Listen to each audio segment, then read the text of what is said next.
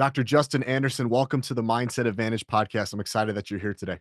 It's great to be here. Thanks for having me. I have a lot of questions and conversation points today. I'm really excited to go through one of my favorite topics is mental performance and sports psychology. After researching you quite a bit, I want to first ask this question. After researching you through YouTube and all the other platforms, there's a lot about there on there about mental health. There's also a lot about mental performance. I'm curious, what's your mindset like on the differences between mental health, mental performance? Are there crossovers? Are there distinct differences? Can we start there? Because it's a conversation we haven't had yet on this show. Yeah, it's actually a really great question, and I think an appropriate one for where we're sitting with athletes and kind of where they're at right now. We're seeing a lot of professional athletes talking about mental health, but we're also seeing a lot of teams hiring sport and performance psychologists. So, what is that difference? Where's the crossover and whatnot? The way we look at sort of psychology continuum is we look at psychology, the person's mindset across a continuum. So on one side of this, you have mental health. On the other side, you have mental performance. And there is, of course, this blend. But then if you look at it on a vertical, so that's on the horizontal, on the vertical is peak performance on this side.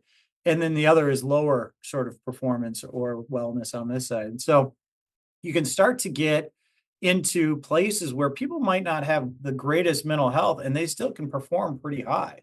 But ideally, we want to get into this zone where we have great mental health and our performance is where we really want it. And so the mental skills and the mental health is good and the performance is showing it. That we know is more sustainable than any other quadrant in that space. But there is overlap. And, I think the thing that we tend to see at Premier Sports Psychology is that oftentimes people will come in for a mental block. Could be the yips, it could be the twisties and gymnastics, could be something along those lines. And the issue is, from a coaching standpoint is, they had it before and now they don't have it now. Can we use some imagery? Can we get them staged in some sort of progression, systematically desensitize any of the issue or trauma that they might have had that created the yips? And those are all really effective. However, if there's an underlying anxiety issue, that can make that work really, really difficult. And so we had, an example or a story we had here at Premier. And my wife actually was the one who was the consultant on this one. But we had an athlete who was dealing, performing pretty well, but had a cross country runner had an issue with performance anxiety.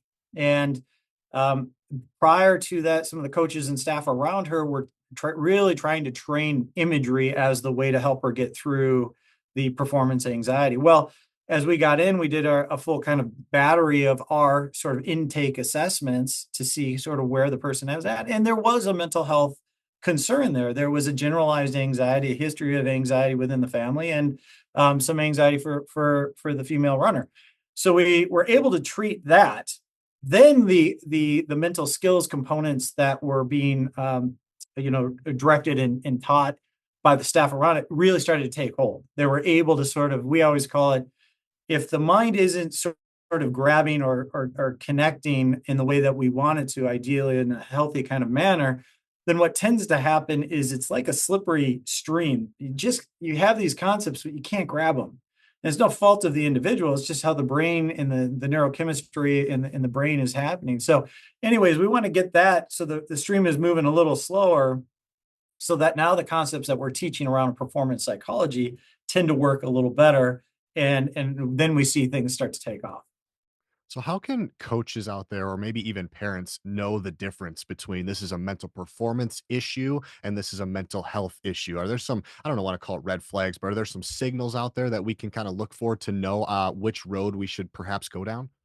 Yeah, I think if they're identifying any sort of frustration, really, really kind of mood swings, those types of things, that's just a typical red flag of what might be going on. And then we want to get them to a professional like yourself or like us, because what we have in our ethical guidelines is we need to assess for these types of issues. And ethically, if we, as we're starting to get in there and under the hood, we start to say, oh, this is not just in this performance space. We're seeing some symptomology for anxiety in other spaces as well, or just a racing mind or worry or those types of things.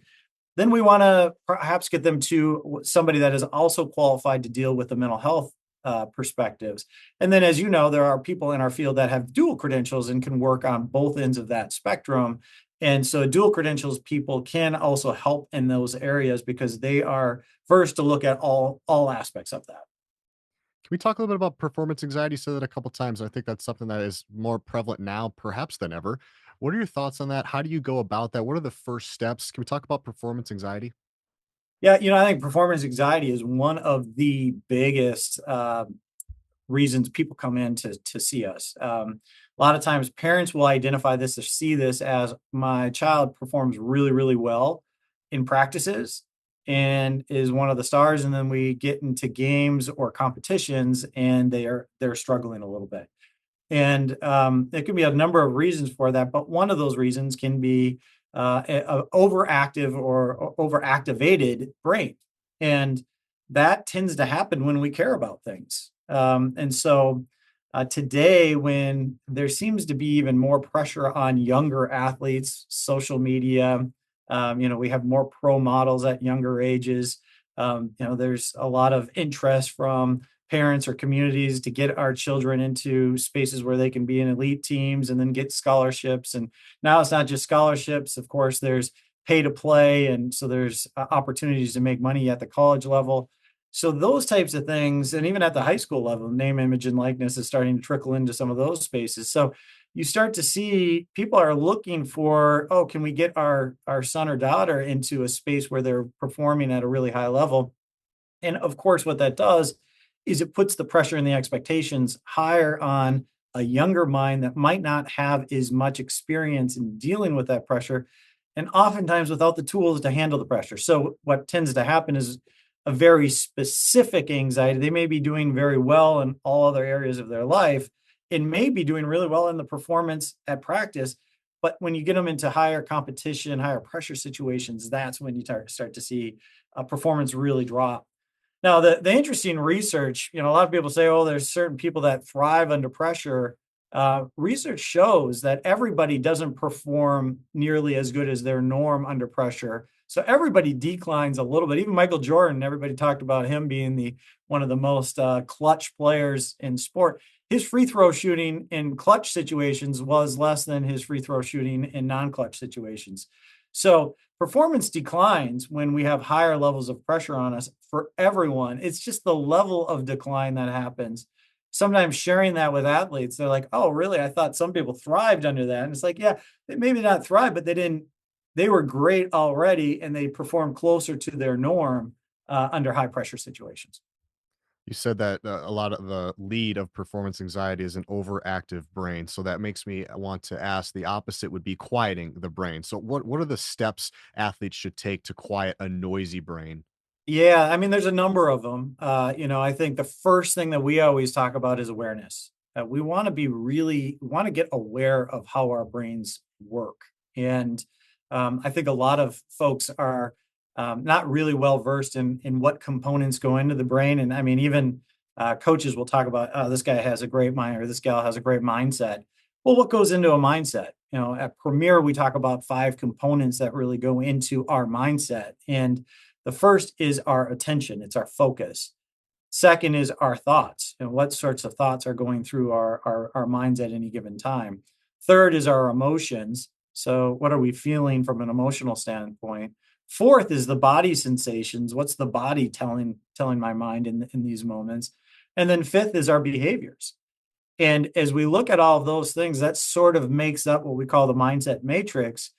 And as we start to get a little bit more surgical and looking at those components, we start to recognize that our thoughts, our emotions, and our body sensations are often very difficult to control. And so many people say, well, you got to control your thinking or control your emotions. In high pressure situations, to say calm down when I'm really anxious is actually the opposite thing we want to do. Because all we're doing is we're trying to control a feeling that we have, and we're directing our attention back to the feeling. Mm. which then says, oh my gosh, my heart is racing. Why is my heart racing? Why is my palm sweaty so much? And what that does is, as our attention gets on that, our activation gets higher and higher and higher. So saying just calm down out there is oftentimes, even though the intention is right, oftentimes, as you know, it has the opposite effect. And athletes don't know what to do in that situation. But the issue is we're putting our attention onto something that we don't have a lot of control over, and we have an expectation of what that emotion should be. And if it doesn't match, now we're sort of confused and surprised and potentially upset, just adding to the frustration, adding and compounding the performance anxiety, and then really creating a bigger deficit in our outcome or our performance. So in the mindset matrix, one of the things that we look at, and there's different strategies for this, but if we have self-awareness, we can then address where we're putting our attention, and we know where our attention is going because our attention ultimately is a behavior. We signal it out because it's such an important behavior for performance. But if I know where I'm putting my focus and I'm putting it on the right variables in the right moments, I have a better chance of success. And the other part is our behaviors. Regardless of how I feel, I can still behave certain ways. And so one of the things Amy Cuddy in her research at Harvard would talk about presence. It's an awesome way to describe some of these things because I can feel completely unconfident. And yet when I step into the huddle, I can act it. I can have a presence like commanding voice. I can walk more firmly and confidently. I can say, we're going to get this, guys. We're going to get march down the field. Let's go do this. In fact, a lot of the training we do with NFL quarterbacks is really to highlight these two pillars of our mindset. Where's your attention and what are behaviors? And are those leading to better performance outcomes or are they holding you back? And if we can get those things right, what happens, and they're just blown away by this, is the thoughts and the feelings, the emotion and the body sensations will follow the behavior. They used to believe, and a lot of them have come in, whether it's a major league baseball player and they're hitting or a quarterback in the NFL, they are chase confidence. They want that feeling of confidence because when they're confident, it leads to better performance. But confidence, as Joe Montana once said, is the most fragile thing on the football field. And so, four-time Super Bowl winner and three-time Super Bowl MVP said he struggles with confidence or is fragile. How can any of us potentially have that to be our go-to card? Now, it's wonderful when we have it, but what leads to confidence? And that's if we do our attention and we do these behaviors. If I walk in confidently, I start to feel a little bit more confident. If I smile in the huddle and I'm looking and trying to have some fun with my friends, I start to feel a little bit more settled. So it's less about waiting for me to feel good to go do those things, and it's more about doing those things to feel good. And Oh, those are, pretty basic, and we come at it it's much more complicated, of course, than that, but that's generally how we go after it. that's great stuff. So 5 components of a mindset: your attention, your thoughts, your emotion, your body sensation, and then ultimately your behavior. So what we're saying is if we have some pre-performance anxiety, what we perhaps don't want to say is just calm down. I think sometimes for some athletes, breath work might work, try to slow things down. However, there might be an advantage using your anxiety to your advantage. My heart is beating, my palms are sweaty. It's adrenaline. Can I reframe it to be called adrenaline and use it to my advantage? Because perhaps what wouldn't work well, Dr. Justin, is before the game, I go through my breath work and then my heart rate drops a ton. And now I got to get out to this explosive sport and I don't have that adrenaline fueled up. So I'm kind of looking at this thing from like a two-prong approach. For some athletes, I could see it working, breath work, slow down. For other athletes, it's like, I need this adrenaline. What are your thoughts on that? And what's the conversation look like there? Yeah, you nailed it, DJ. I mean, from our end, each athlete is different, and then the performance zones are different. But like defensive end, it's football season, so I'm thinking a lot about that right now. But for a defensive end, a lot of times it's get on your track and be explosive. So the activation might be really high, the adrenaline you want, versus a quarterback who might need to be more cool, calm, and collected so that they can really make a lot of decisions and not be too amped up and force things. And so we really want to get to know the athlete, what they need, their position in the situation and the role that they're going into. And then to your point, reframing what anxiety or activation really is. It's not good or bad. It is what it is. In fact, it's what we think of activation or anxiety that actually makes it good or bad. It's our interpretation of that. So to your point, if I look at that, oh, my heart's racing, my hands are sweaty. Oh, you know what that means? My body's ready to rock. I am in a zone right now to explode. Let me channel that into the right attention, put my attention on the right things and my behaviors on the right things. And now I might have more power and energy to that. The distracting part becomes when I start to say, oh, I shouldn't feel this way. Why am I feeling this way? And I remember being a quarterback at UMD a number of years, a lot of years ago now. But I remember coming into the games as a backup the first few years it was there. And the issue that I would have, I'd get out to the field. I'm like, why are my legs so heavy?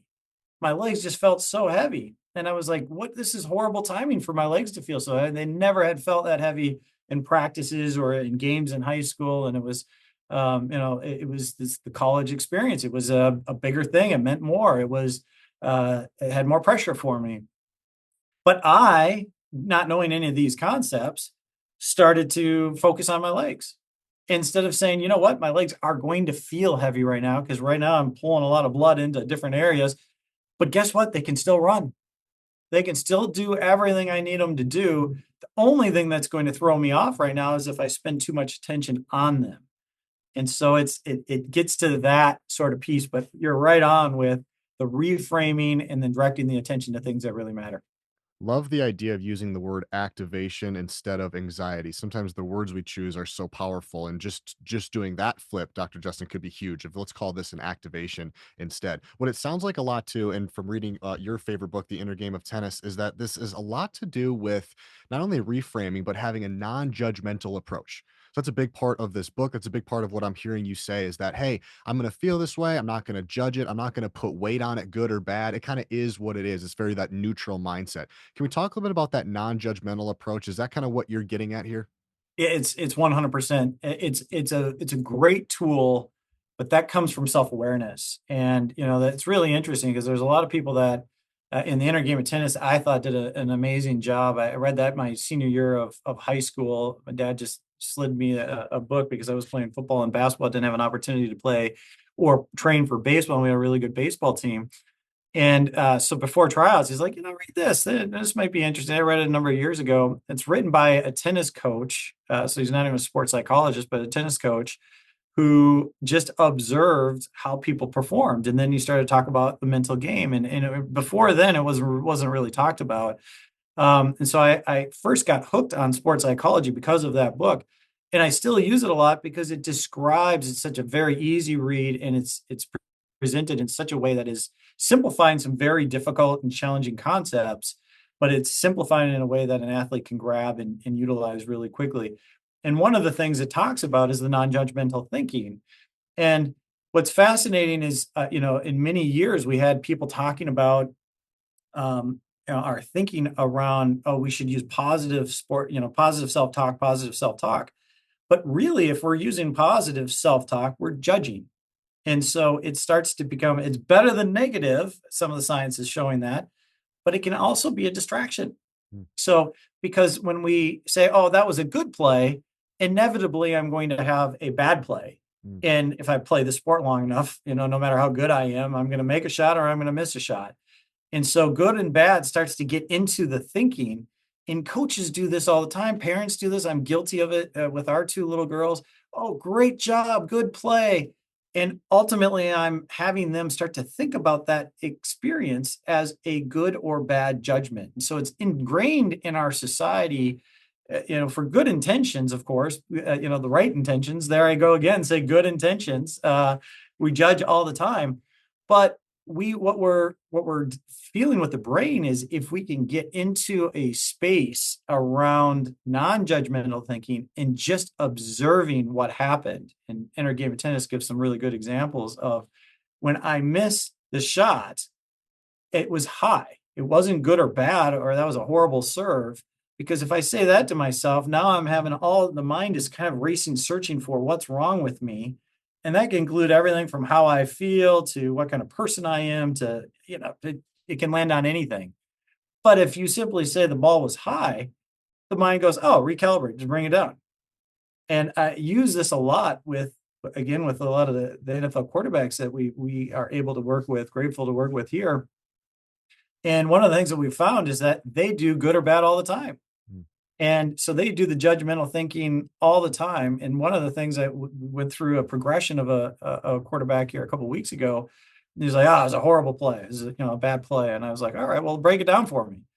So he got into the huddle. I was like, "Well, did you call the play right in the huddle?" "Yeah, I called the play." "All right. Did you get up to the line? Did you remember the play count?" "Yep, got that." "Did you get everybody set in the time that you had under pressure? Loud stadium." "Yep, got everybody set." "Did you get the motion in the right?" "Yep, got that." "Did you get the ball snapped on?" "Yep, got that." "Did you get back to your footwork in your drop back?" "Right." "Yep, got that." "Did you make through your progression correctly?" "Yep, yep, yep. Got to my third receiver." "Okay, so all that's great." And then my throw was 10 inches behind him, which got bounced and then picked off.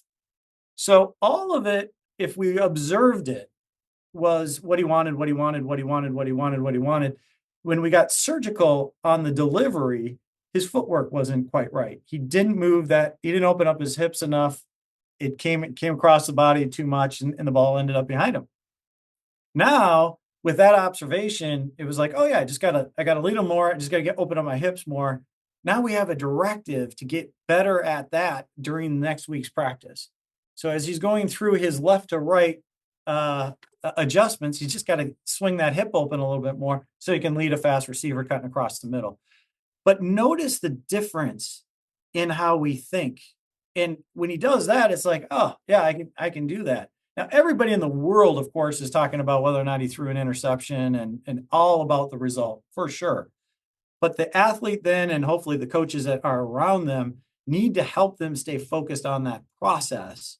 And in this case, the process is that progression. If he keeps that up and focuses on observational learning, he's going to get there a heck of a lot faster. As Shakespeare said a long, long time ago, nothing is nor good or bad, only thinking makes it so. Nothing is nor good or bad, only thinking makes it so. And the opposite, if we were to polarize that, is, oh, that was a crappy throw. Oh, and then we start spiraling, right? Oh, maybe I'm not meant to be here, or here we go again. And then it's really hard to get out of that, isn't it? It really is. And it can be a make or break thing for a lot of athletes. I've seen some incredibly talented athletes hit their adversity as they get to the higher levels because now there's other really great athletes. And because they haven't worked on the mental skills and they haven't worked on their own self awareness in the brain, they are not ready to deal with it. And so they search, and usually their go to tool is self criticism. That wasn't good enough. I need to get better, get better, get better. It's like, yeah, you're running a marathon, you're dealing with incredible adversity, and now you're punching yourself in the leg. It's like you're not helping yourself by being self-critical there.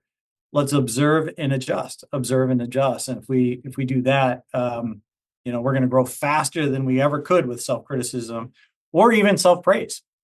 Oh, true. It goes both ways. I love the Walt Whitman quote, "Be curious, not judgmental." That's a tagline of my podcast, is to stay curious. And I think when we have that curious mindset, something I read about in my book is that then we can remove the judgment. So instead of labeling, I'm just being curious. Hey, like, what could I do better there? What was different? And we start asking questions rather than throwing labels out. I wanted to share a piece of this. The Inner Game of Tennis, by the way, phenomenal read. Listeners out there, if you haven't, grab that book. Well, the part I wanted to share about non-judgmental, this was really cool. Underline this part. When we plant a rose seed in the earth, we notice that it is small, but we do not criticize it as rootless or stemless. We treat it as a seed, giving it the water and nourishment required of a seed. When it first shoots up out of the earth, we don't condemn it as immature and underdeveloped, nor do we criticize the buds for not being open when they appear. We stand in wonder at the process taking place and give the plant the care it needs at each stage of its development. The rose is a rose from the time it is a seed to the time it dies. Within it, at all times, it contains its whole potential. It seems to be constantly in the process of change, yet at each state, at each moment, it is perfectly all right as it is. Pretty powerful. I love that quote. It's one of my favorites of the book. And I can't tell you how many times I've used that quote or shared that quote with parents that are saying, well, what can I do to be, to help develop my son or daughter to be the player that they want them to be. And I bring that out and I say, we can pull from these other sciences, these other observations of the world to see how growth happens. And I think that one's a very powerful one. I've heard you talk on a couple other podcasts and platforms that you've done some research on brain fMRIs and looking at some of the feedback that you get from the imagery. Something that we haven't talked about on this podcast is, what do you see? What are some of the things that have shown up on the more of the, if you will, the medical side? I'm just super curious. What have you found when it comes to brain and performance through fMRIs? It's really fascinating. So this is now going to be the next emerging part of our field, is combining the brain science with the application of it. And over the last several years, we have learned a lot more about how the brain functions. And then we also understand then when certain things are impeding our progress, what we can do more strategically or tactfully or surgically, as we talk about it, not actual surgery, but intentionally, how can we go at these things to be better at it? So with the functional MRIs and in that information, we're seeing everything about where our emotions lie, and if we're in a highly emotional state, how perspectives can get really, really stuck. And if we simply, so this is a great thing if you're having a person that's dealing with a lot of anger issues. If I'm really angry, boy, it's kind of that fight or flight situation, usually the fight, and it kind of clouds our judgment. It doesn't allow us to be our best selves or think things through as quickly as we, or as kind of prospectively as we want to. But if we are able to name it, so here's a study that we found really fascinating, is with the temporal lobes, you see that lighting up if I'm really angry. But if I simply name, oh, I'm really angry right now, it begins to shift the firing and the wiring going on in the brain. You start to see more of the brain activity in the prefrontal lobe and prefrontal cortex. And what that means is that we're now moving from an emotion center to a problem solving kind of executive functioning center, which Wow. allows us to take a different perspective on it. And as you talked about earlier in this show, taking a different perspective, reframing what I might be feeling can be a really powerful tool for us. It can give us a tremendous advantage if we have awareness, if we are aware of what's going on right now with my brain. Why is it doing that? Oh, it's to keep me alive. It's a protective state. It's helping me move fast. If I am in a fight, it's going to get me ready to fight. But if I'm in a sport or I'm not in a context where I really got to fight for my life, then it might not be the best thing for me. But to have that awareness and then be able to pull the right tool or the right perspective to take so that I can navigate it more successfully, that's what we want to do. So So, that's Dr. that's Justin, what can you give an example of what that might look like? Like, what's an example of maybe an athlete that they say something, it reframes? Like, paint a picture for me. That's so cool. Yeah, so we've been working with a number, as you know, a number of NBA players, and a lot of times they get into a lot of talking back and forth, and sometimes when play goes well, um, they get coaxed into sort of this game within the game, and sometimes if we're not playing well and that happens, then I just build this resentment, and this anger up. Now I get a hard fall against me, and now I want to attack. Well, now if I want to attack, I'm going to get a technical fall. I'm going to get another penalty, another fall against me. I might get knocked out of the game, suspended, money, what all that stuff goes on with it. But more importantly, I'm hurting my team. And so there are times when we're really working with these athletes to say, look, this is going to be part of the game. How are you going to prepare? One is being prepared for these sort of jabs and hooks that people are going to give you. And then when you're prepared for it, can you manage it better? And one of the ways we manage it is, one, can I distance myself from the activating event? So if I get knocked in the face in a hard fall, can I take a deep breath, take 3 steps as part of my plan, and then circle back and determine? So that's one thing. And then the second thing is, man, I'm angry. Name it. And when I do that, I'm distancing myself from how I feel. And one of the most powerful human components that humans have is this ability to observe ourselves while we're going through something.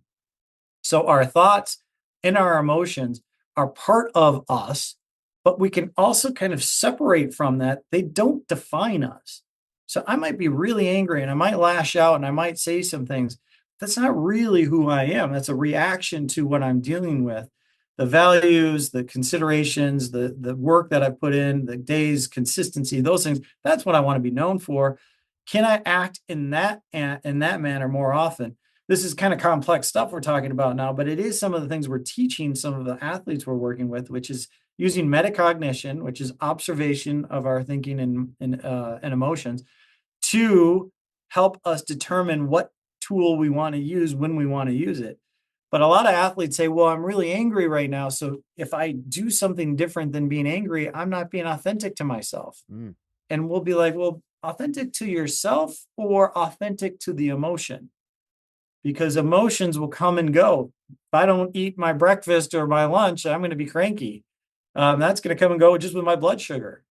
But if I can say, well, wait a minute, regardless if I'm angry or not, can I still act the way I want to act to lead this organization, to be the best performance psychologist I can be, to pour into the people that I'm working with? If I can do that, now I am authentic to the person I want to be versus authentic to the emotion. So we really help people. We use what we call a focus window as our tool. It's just a river with a box. And in the river, we have a lot of thoughts and emotions that kind of go through. Some of those make it to our conscious mind and we're aware of them, but a lot are kind of going just underneath the surface.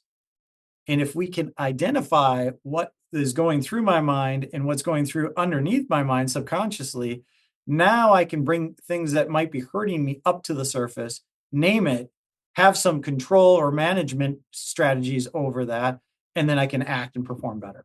mm. That's amazing. So the first thing I'm hearing is let's name it. Let's get away, maybe proximity wise. So I got a hard foul instead of being right in the guy's face. Let's take a couple steps away. Perhaps it's going through breathing, like proximity. Let's take a step back. And then when you're on the bench, it's labeling, going through, hey, I'm angry right now. And just that alone might be enough for you to simmer down or change direction. That's two steps alone could be it. That's exactly right. And Mm, and some of the athletes we've seen falling go down from four falls a game to two on wow. average.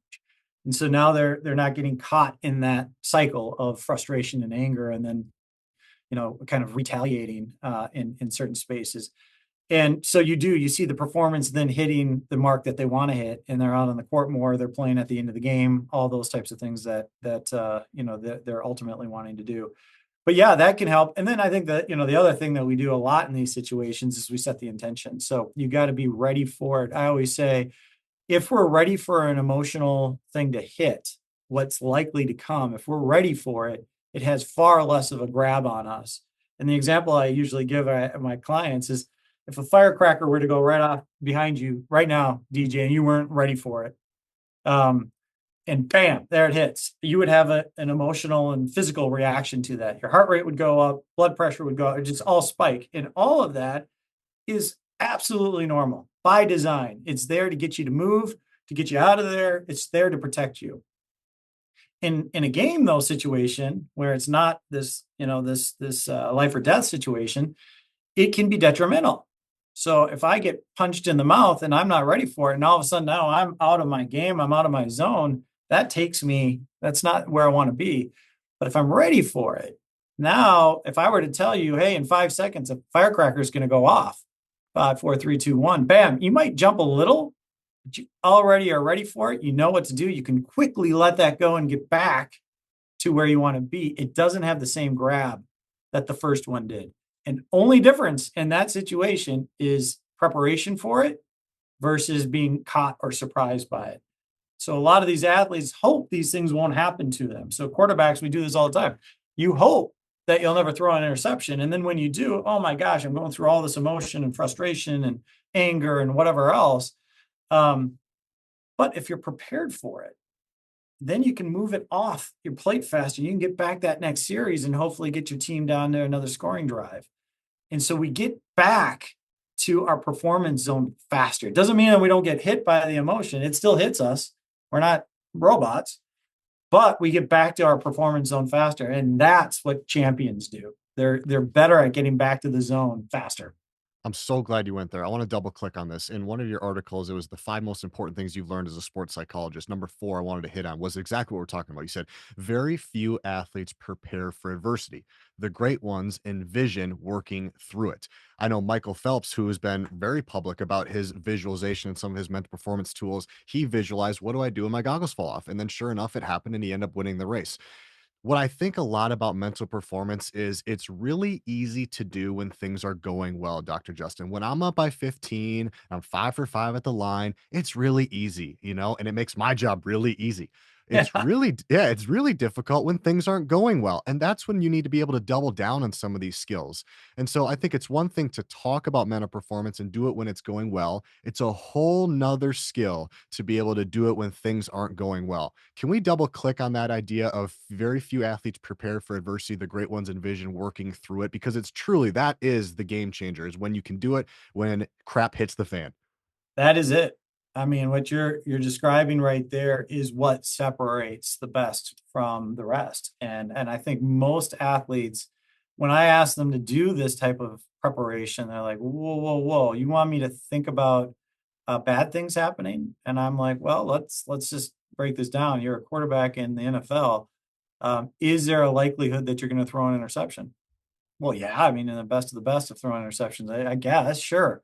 But you want me to think about it. I'm like, well, the alternative is not thinking about it, not hoping for it, not preparing for it. Then what are you left with if it happens? And they were like, oh gosh, I never really thought about it that way. You're trying to create a plan, trying to create a way through when you're emotionally compromised. Not a great time to be thinking about a strategy when I am locked into a certain type of thinking or certain type of way. And so we want to get people prepared for the adversity at the right times. We're not doing this, hey, right before the game, let's go out and start visualizing interceptions. But as part of their training, we want them to manage and look at and think about the likely adversities that they're going to hit. And then when they have that, are they doing the physical? Are they ready for the physical? Like what's it going to feel like action wise, movement wise? Are they ready for the environment? So we use the pet tap model for imagery and preparation, but physical, environmental, task. So the tasks that I'm asked to do for my performance, what am I ready for that, and what that's going to feel like? Then the second is timing. Am I looking at the imagery in a speed that is consistent with what's going to be out there? Then the fifth one is the emotion. This is the interesting one that a lot of people don't do. How am I going to feel when I'm going through that emotionally? Embarrassed, angry, sad, upset, whatever it is. Can I then now experience that? And finally, can I take a perspective that is seeing myself get through that successfully?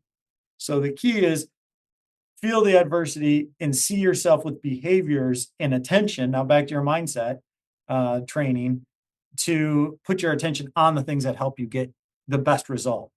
And if they can navigate through that, now they're ready for the firecrackers when they come, and they can navigate through them really, really quickly. Because that's it, man. If you're able to do it when things are going really bad, it's going to be really easy to do when things are going really well. That's the true test. Jay Wright is a former coach at Villanova. There's a phenomenal video out there about, he asked this question: where is your mindset after something bad happens to you? Where is your mindset after something bad happens to you? And the key for his program at the time in 2016 was they use this word called attitude. And so no matter what happened, they showed this game in the national championship against North Carolina. And they were up by 2, and all they had to do was get a stop. 4 seconds left. North Carolina hits a three-pointer. The worst thing they could do was give up a 3. The worst thing they could do is give up a 3, and they did. And instead of blaming, complaining, making excuses, pointing the finger, they all come off the sideline clapping, yelling, attitude, attitude, we're good. They come back, Malcolm Jenkins hits the game winner, and it just goes back to this concept of, what do you do when crap hits the fan? You have a choice. You can either react or you can respond. And so their response was attitude. If we can kind of parlay that a little bit and into the coach's realm, one thing I wanted to ask you a little bit about today was, there's not a lot of Dr. Justins out there, but there are a lot of coaches out there. How can coaches do a better job, like a Jay Wright, like a yourself? How can coaches do a better job at coaching the mental game so that they can help their team move the needle? Because I think you and I would agree. You and I could come in for a session or two, we could make some really good noise, make a good dent. But what's really going to move the needle and carry the torch on is what the coaches are going to do because they're going to be there every single day. So, a long way of saying, how can the coaches provide a space for elite mental performance? I think it's an awesome point that you're making, and the thing that we do at Premier a lot is work with the coaches to help reinforce some of the messaging, but also support in deliver it. A lot of times, coaches have the trusting relationship with the athletes, and so but they don't necessarily with everything else they got on their plate know how to message it so that we can accelerate the development of the athlete. And they also are somewhat unaware just because they're not trained in it the same way that we are, spending years and years in graduate school learning about the brain, learning about these applications. And then, the neat thing that I get to do every day, all day, is talk about the psychology of sport. So while they're going through the tactical and the management and everything else that they got to do to get their team ready, I am talking with you and others about elite level performance at all different levels of sport. And so I'm constantly thinking, we're constantly applying these types of principles. And so we're getting reps in this space on how to deliver some of this information in bite-sized ways. But to your point, I think the way we have to get this is we have to integrate performance psychology into the normal training regimen. There's a lot of research out there that says motivational, and we always get called like, hey, do you do motivational speaking? And we're like, yeah, the efficacy on that is not great. So yeah, it does get somebody excited and they'll be like, yeah, it's awesome to have you come in. But we're like, if you really want change, if you want to improve performance, then we have to have some follow-up. And that's the data supports that. And it's not as flashy, but of course, in order to improve, we've got to do some things that aren't necessarily flashy. You can't get stronger by just doing one time at the gym and flexing the weight. You got to keep going in and get the reps. And so the way we do that with a lot of the teams are one through the coaches. And we're creating an app here at Premier Sports Psychology that is allowing for mental performance coaching, and coaches can have access to that as well. And so we can deliver targeted performance coaching appropriate for what they're feeling and seeing from their teams, but they're getting it from experts in this space. Then they can reinforce it. Everybody's using the same language, and we're all sort of identifying, oh, interesting. Instead of just saying, hey, that was a good play or bad play, let's get observational, for instance. Or, let's get our attention, not just say focus out there, Jenny. It's hey, keep your eye here. Get your eye discipline over here as you're shooting free throws. Settle in on the front of the hoop or on the back of the hoop. Don't bounce around. It's quiet eye that thing. We're getting targeted, but we're helping the athlete really identify what to hold their attention to or what behaviors we want to see from them. Those are the controllable things. So we help coaches do that, but it's got to come from the integration component of that. So with some of the teams we work with, we're in the physical space where they're doing the training, the physical training. So as they're doing and going through the weight training and the agility and stretch work, we also have a station where they're doing some sort of mental warm up or mental prep. Very And cool. that can be one of our staff or somebody that we're teaching how to do it from their staff to get them ready to just kind of get the neural synapses ready, help set the intention for the day, get them into a zone where they're perhaps a little more efficient. Would you be open to sharing what that looks like, or is that secret sauce? No, it's not secret sauce. I mean, I think there's a number of teams doing it, but I think the key is, of course, we talk about this field as sort of an interesting component because there's a ton of science behind it. And then there's this artwork behind it. And the artwork is really building the rapport and trust with the staff. And that's letting them know that we're not here to usurp at all their expertise. We're here just to complement it and hopefully enhance their knowledge into channels that the athlete can hear and absorb so that they can grow. So the way we design it is, if they're coming in for a workout, let's say the NBA team that we're working with, They may be coming in and they do some warm up in the weight room. In that weight room, we may have a synaptic board or some sort of neural cog board or some activity set up, plays pods, something like that, where we're getting them reaction time going. And they're now playing a game against each other who's got the leaderboard for fastest reaction times today. And all we're doing there is we're helping them set the intention, but we're getting them to think about the mental training component of this. And if our staff is there alongside them and they're struggling, there's an opportunity for us to give an intervention in that space as well. So that's an example that we use. Another example, cold plunging has become a really big thing in a lot of our NFL teams. And it's a tremendous, just wrote a white paper on this. It's a tremendous opportunity to do mental training to enhance stress tolerance. So the neuroscience, coming back to that, finds that cold plunging can actually increase synapses in the brain so that we can handle stress better. So we're more competent and capable of handling it because we have more channels to handle it and manage it and problem solve through it. But as we're going through a stressful situation, can we also hold our attention to something that we really want? Can we direct our attention to a variable that we want? In a cold plunge, of course, all we're thinking about is getting the heck out of there and how much this pain or this thing hurts. And when even with all that, can I hold my attention on my breathing? Can I hold my attention? One thing I do is I just have my hands together. Can I feel heat and project heat between the hands and notice that and dial in on that? And if I can do that while I'm in a stressful situation, now I'm building the skill of holding my attention to variables that matter or that I want under highly stressful situations. So those are integration style examples that we use. I'd love to understand a little bit of your process on when an athlete comes to you and they're working through an injury. And I don't mean like, hey, sprain ankle, I'll be back in a couple days, but what does the, kind of the mental performance process look like at Premier Sport or with you specifically? And I'm sure it varies on from person to person, but what I've found, Dr. Justin, is that when we take away the physical component, to me that means we got to dial up the mental component, the recovery moment or, component even more. What are some of your go-to strategies when somebody's going through an injury? Maybe they're sidelined for, I don't know, 10 to 30 weeks on a severe injury. Yeah, there's a great opportunity there because a lot of them feel disconnected from their team. They feel disconnected from growth. They feel stagnated, and they see all these other folks kind of performing or growing. And so we say this is a real opportunity. One, to develop some of that self-awareness that inevitably you are going to face when you're in an adverse situation. But then two, it's helping them identify what the likely stages of the recovery is going to look like and how can we accelerate that through imagery, through relaxation techniques, through breath work, all those types of things that science has shown we can accelerate some of that, lower our cortisol, allow the body to repair a little bit more, and recover a little bit better, which can be helpful when we're in a season and we're trying to recover quickly and going through other maybe less severe injuries, but trying to get the body back to shape.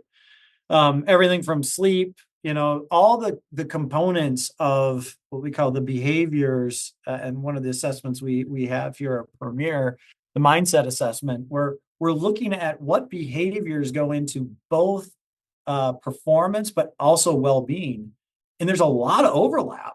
And if we can get those behaviors identified and then start to get a routine down for those, when I get back to play, not only is my mental health going to be in a better spot, but I'm also kind of creating this routine for higher performance behaviors, and sleep is one of them. That's what triggered me thinking about that. But one of the things we're doing with a number of the teams we're in is we have a return to play protocol, is what we call it. And so they go through an injury, and we do things from education to some of the self-awareness, this growth, development of mindset, mental skills, capacities. And that we leave to the athlete to sort of determine how often and what the pace is, depending on where they're at in their recovery process.